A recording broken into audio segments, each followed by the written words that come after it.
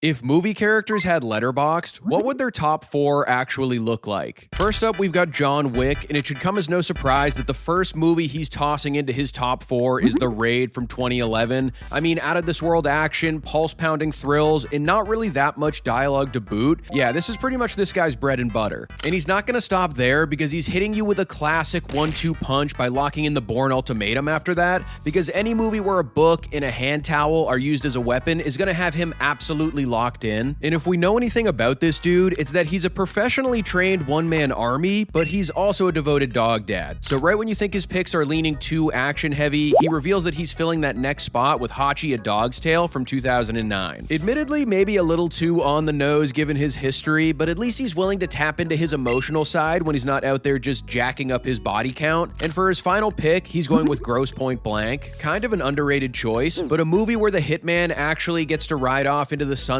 and live happily ever after. Instant classic as far as he's concerned. Also, I feel like we all need a little bit of John Cusack in our lives at one point or another. Next up, we've got Batman, and being someone commonly recognized as the world's greatest detective, you know he has to kick off his favorites with something that falls into that crime-obsessed cinematic genre right from the jump. So Zodiac from 2007 is an easy one for him to slot in here. He probably watches that movie to unwind, honestly, which tells you everything that you need to know. After that, he has Die Hard, the classic everyman 80s action staple, because let's be honest, he's been known to get the shit kicked out of him from time to time, so John McClane is probably the most relatable movie character he's ever come across. Swap out the guns for gadgets and he'd feel like he's looking at his own personal vision board. And this next choice might surprise you a little bit, but after that on his list is Spirited Away from Hayao Miyazaki. Underneath that grungy and reckless facade, he's still that traumatized orphan kid standing in an alleyway. In a lot of ways, it's basically a Bruce Wayne origin story, just with a happier ending and significantly healthier coping mechanisms. And for that last spot, he's going with Nirvana, Unplugged in New York, because after 2022, Something in the Way probably comes pre-installed with all of his new cowls. Next up is Edna Mode, and she's well aware that you're probably gonna roll your eyes at this one by picking it right off the jump, but she's gotta speak her truth. The Devil Wears Prada is basically like looking into a mirror for her. The fashion, the attitude, the insults, she treats this one like a documentary more than anything else. After that, she's going with Black Swan from Darren Aronofsky, because once a perfectionist, always a perfectionist. She knows what it's like to pursue greatness, even if she's never really had a rival, since she's the absolute goat of her field. Next on her list is Zoolander. She's not the biggest fan of supermodels, so the movie that deliberately goes out of its way to make them look like the dumbest creatures walking the planet is obviously gonna get a lot of play in her household. And to wrap things up, she's going with Ratatouille. I mean, a movie about a tiny little guy putting the entire industry on his back. She probably hit that one with 5 stars before the credits started rolling.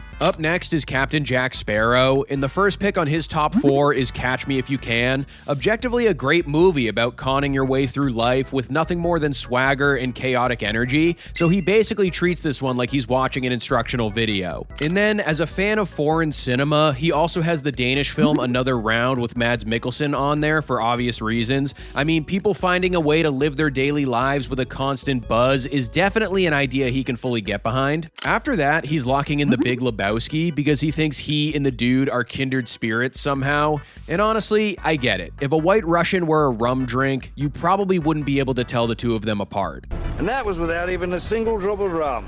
And his final choice, a little on the nose, but he's going with Treasure Planet from 2002. He watches that movie thinking that's what piracy should have evolved into. It's like how we watched Back to the Future Part 2 and thought we'd already have hoverboards by now. Hey, a guy can dream, right? Next up is Hermione Granger, who's pretty much the biggest bookworm we know this side of the wizarding world, so you can already expect that she's kicking off her list with a stone-cold classic in Dead Poet Society with the late great Robin Williams. Because anytime sticking up for literature and rallying behind your teacher are the two main pillars of a story, this little know-it-all is gonna feel some type of way about it. After that, she's locking in 12 Angry Men, which is basically just a feature-length argument about why facts, logic, and actually thinking things through matter. It's very easy to see why something like this would be right up her alley. Then she hits us with a bit of a curveball here with Shrek. Sure, it's a revolutionary animated film and the absolute pinnacle of ironic, but she's solely interested in the fact that Princess Princess Fiona isn't just some stereotypical damsel in distress. She's a top-tier, loudmouth, ass-kicking ogre, immediately earning the Hermione Granger stamp of approval. And for her final pick, she's sneaking in Matilda from 1996. I mean, come on, a story about a super smart girl weaponizing her intelligence and magical powers against a world that continues to underestimate her.